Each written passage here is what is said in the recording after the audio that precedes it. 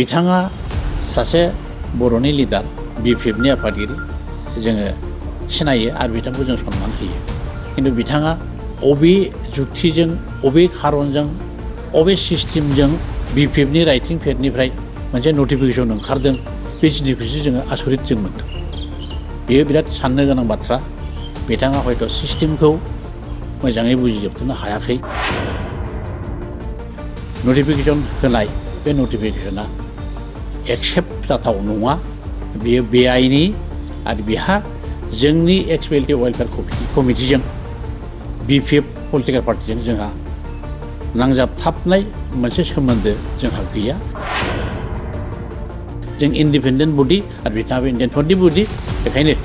बिथाङा जोंखौ सिफायनो हानाय अधिकार गैया। माने जोंनि गासै बर'नि ससियेल मिडियाजों लोगोसे गुबुन गुबुन रादाबफोरनि खौरांगिरि बिथांमोननिसिम दिनैहाय नोंथांमोननि सोंनाय बायदियै आङो बेखौनो बुंनो लुबैदों जे माने दाखालि थांनाय 27 तारिखआवहाय बड'लेण्ड पिपल्स फ्रन्टनि आफादगिरि मुस्रि हाग्रामा महिलारि बिथाङा आं जे सासे एक्स-बिएलटि वेलफेयार क'अपारेटिभ ससाइटिनि आफादगिरि, बे आफादगिरि बिबानखौ बिथाङा बबे असिलायै बा बबे नोजोरजों बिथाङा आंनि बिबानखौ माने होख्लायनाय बा डिसमिस खालायनाय मोनसे नटिफिकेसन मोनदों। बे नटिफिकेसननि सायावनो आङो गुवारै बा गेबेङै खेंफोरथि होनो थाखाय आङो दिनै नोंथांमोनखौ आंनि दरखं मोखाङाव खावलायनानै लाबोनाय जादों। एक्स-बिएलटि वेलफेयार क'अपारेटिभ ससाइटि होननानै बुङोब्ला जों बयबो बुजिनो हायो, बे मिथिनो हायो। एक्स-बिएलटि वेलफेयार क'अपारेटिभ ससाइटिया मानो बानायदों बा मानो बानायनो गोनां जादों बेनि गुबै ओंथिखौ आङो फंनैसोब्लाबो बुंथारनांगोन। कारना जाहैबाय बिएलडि आरो आसाम सरकार, भारत सरकार 2003नि 10 फेब्रुवारियाव बिटिएडि मोनसे एकर्ड खालायदों। बे एकर्ड खालायनायनि दफाफोरखौ मावफुंनायनि थाखाय बा आद्रा थालाङोब्ला बेखौ प्रेसार होनायनि थाखाय जोङो एक्स-बिएलटि वेलफेयार ससाइटि हिसाबै जों मोनसे जोंखौनो एक्सट्रा बडि हिसाबै जों कमिटि बानायनानै लानो गोनां जादों। खारना बेनो दफाफ्रा 100% मावफुंजानांगौ, प्लास बेनिफ्राय जोंनि एक्स-बिएलटि वेलफेयार बिथांमोननि जानाखि रिहेबिलिटेसन, बे रिहेबिलिटेसनाबो जोंजों गेबेङैनो मावफुंजानांगौ। बेनि थाखायनो जों गोजायै एक्स-बिएलटि हिसाबै मोनसे क'अपारेटिभ ससाइटि रेजिस्टार्ड जों मोनसे कमिटि जों बानायनानै लानो जों हादों।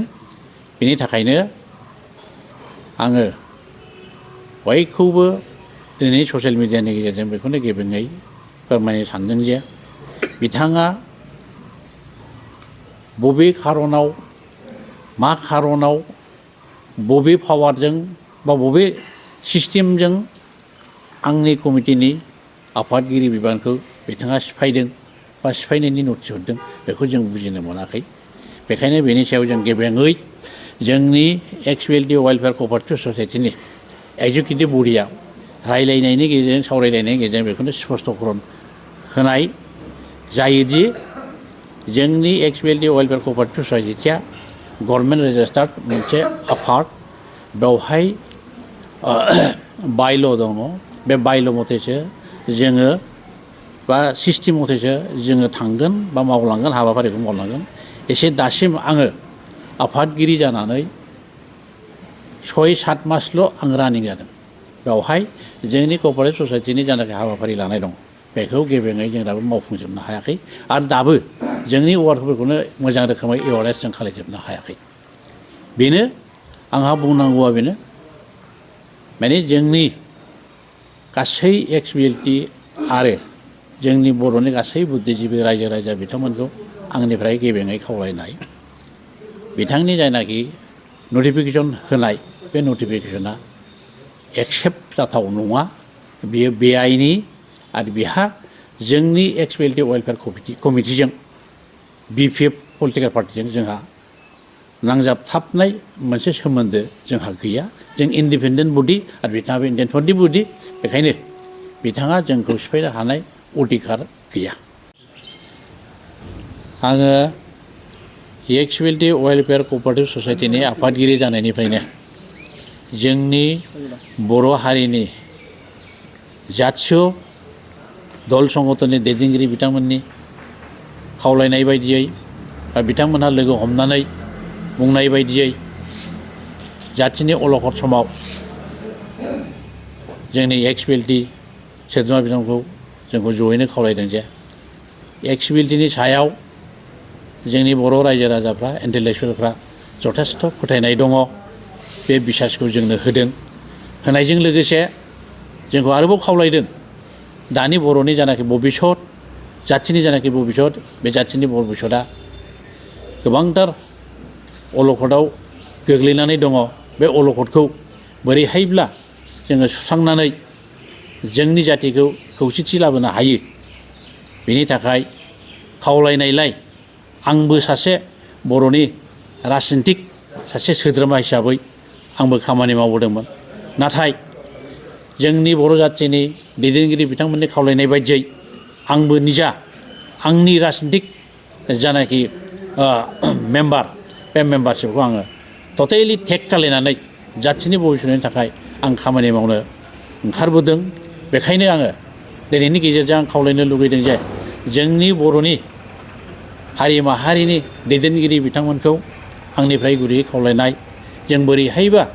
जाथि हिसाबै खौसेथि जालांनो हायो खौसेथिनि गेजेरजों जोंनि बर' जातिखौ बुहुमाव गेरेमसा जाथि हिसाबै गायसनलांनो हायो बेनि थाखाय बयबो जोंखौ मोजां रोखोम सुबुरुन होनायनि गेजेरजों मोजां रोखोम बोसोन होनायनि गेजेरजों जोंनि जानाखि खौसेथिनि जानाखि मिशन बे मिशनखौ बोरैहायबा साक्सेस खालामनो हायो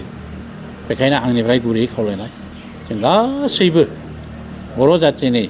मोनफ्रोमबो जातीय संगठननि दैदेनगिरि बिथांमोन जातिनि दैदेनगिरि बिथांमोन जोंनि इन्टेलेक्सुवेल बिथांमोनखौ आंनिफ्राय गुरैयै खावलायनाय जोंनो दानि समाव बा बे समाव बर' जातिया खौसेथिया दरखारथार बे दरखारखायनो आंनिफ्राय गुरैयै खावलायनाय बा एक्सपिएलटि जानानै आं गुरैयै खावलायनाय जोंनो खौसेथिखौ नांथारगौ बे खौसेथिखौ जाफुंसार होनायाव जाहाथे नोंथांमोना बयबो मदद आरो हेफाजाब होयो बेखौनो आंनिफ्राय गुरैयै खावलायनाय थाबाय बे नटिसखौ हरनायनि सिगां नोंथांजों बेबायदि सावरायनायनि जेबो इनफरमेसनबो गैया आरो सावरायनांगौनिबो इनफरमेसन गैया बे हथातखरि जानाय दा बेबायदि दा जोंनि जानाखि एक्सपिएलटि वेलफेयार कअपारेटिभ ससाइटिनि एगजिकिउटिभ बडिनि सोद्रोमा बिथांमोनजोंबो रावजोंबो बिदि इनफरमेसन गैया आरो आंजोंबो बेक्तिगत हिसाबै इनफरमेसन बिदि गैया खार'ना बेखौनो आं बुजिनो हादों बिथाङा सासे बर'नि लिडार बिपिएफनि आफादगिरि जोङो सिनायो आरो बिथांखौ जों सनमान होयो खिन्थु बिथाङा अबे जुक्तिजों अबे खारनजों अबे सिस्टेमजों बिपिएफनि राइटिं पेडनिफ्राय मोनसे नटिफिकेसन ओंखारदों बे जिनिसखौसो जोङो आसरित जों मोनदों बेयो बिराद साननो गोनां बाथ्रा बिथाङा हयथ' सिस्टेमखौ मोजाङै बुजिजोबथ'नो हायाखै बेखायनो सिस्टेमनि थाखाय बा नियम नितिखौ बुजिनो थाखाय बिथाङा जुदि माबा मोनसे सावरायनांगौ दंबा जोंजों गुवारैनो सावरायलायनो हागोन आरो बे सिस्टेमखौ जोङो बुजिलायनो हागोन आं आसा खालायो बे आयदानि सायाव माबायदि बिथांखि लादों जिहेतु नोंथांखौ डिसचार्ज खालामनायनि खोथा नटिफिकेसन नोंथांनि गेजेराव मा जोंनि एक्सपिएलटि वेलफेयार कअपारेटिभ ससाइटिनिफ्राय बे एजेन्डानि सायाव मोनबो गुरुत्व जों लायाखै आरो जोंनि सासेबो एगजिकिउटिभ बडिनि मानसिफ्रानो लायाखै माने बियो गुरुत्वहीन माने बियो जोंनि एक्सपिएलटि वेलफेयार कअपारेटिभ ससाइटिनि जानाखि सिस्टेम नियम बेजों मोनसेबो गोरोबनाय नङा बेखायनो जों बेखौ गोरलैयैनो लादों आरो बियो जों मालाबाबो माने एक्सेप्टेबोल लुगैदों आङो एक्सपिएलटि वेलफेयार ससाइटिनि आफादगिरि जाजेननायनिफ्रायनो गासै जोंनि बर'नि जातीय दल संगठनफोरजों गोबांजोंनो सावरायनायनि गेजेरजों आरो जातीय दैदेनगिरि बिथांमोनजों सावरायनायनि गेजेरजों बिथांमोनहा जोंखौ खावलायदों जाथियाव गोबांथार अलखद जिहेतु नुजाबाय बे अलखद नुजानायखौ जाहाथे नोंथांमोननि आफादनि जानानै बा नोंथांमोननि आफादखौ जोङो खावलायनो लुगैदों हिसाबै बा खावलायनाय हिसाबै जोङो बेखौनो बिथांमोननि बोसोन बायदियै बिथांमोननि थिननाय बायदियै बिथांमोननि खावलायनाय बायदियै दानि बर'नि जानाखि भबिष्यत बे भबिष्यतखौ नुहुरनानै जों गासै एक्सपिएलटि वेलफेयार कपारेटिभनि एजुकेटिभ बडिनि गासै सोद्रोमाफोरजों सावरायलायनायनि गेजेरजों मोनसे थिरांथा जों लानो हादों जाथिनि भबिष्यतनि थाखाय जाथिया बोरैहाय खौसेथि जालांनो हायो जाथिया भबिष्यतआवहाय बोरैहाय गेरेमसा जाथि हिसाबै पृथिबिराव बा बुहुमाव गायसनलांनो हायो बेखौ नोजोर बोनानै जोङो दा जोंनि बर'नि मोनफ्रोमबो जातीय संगठनफोरजों सावरायलायनायनि गेजेरजों मोनसे थिरांथा पलिसि जों लानो हाहैदों जे जोंनि गेजेराव खौसेथिया दरखारथार बे दरखारखौनो बोरैहायबा मोगथाङाव महर होनो हायो बेखौनो जोङो गासैनिसिमबो दल संगठननि बुद्धिजीबिफोरनि गासै दैदेनगिरिफोरनिसिम जोंनि एक्सपिएलटिनि जानानै आं गुरैयै खावलायनाय थाबाय जोंनि बे खौसेथिनि जानाखि मिशन बे मिशनाव जाहाथे बयबो मोजां रोखोमै सुबुरुन होनायनि गेजेरजों जोंनि मिशना भबिष्यतआव साक्सेस जाहैयो जाथिया खौसेथिनि गेजेरजों जोंनि जाथिखौ गेरेमसा जाथि हिसाबै गायसनलांनायाव जाहाथे बयबो आग बाहागो लालाङो आं बेखौ गुरैयै खावलायनाय थाबाय आङो दिनैनि नोंथांमोनखौ खावलायनानै बा लिंनानै लाबोनानै आंनि स्पष्ट'करन होनो बुंनांगौ बाथ्राया एसेखिनियानो गोजोन्थों। नोंथाङा रेलवे आसाम पुलिस बेंक टेट बायदि सरकारि साख्रि मावनो गोसो दं नामा एबा नोंथाङा बेफोर बायदि साख्रिनि थाखाय थियारि खालामगासिनो दं नामा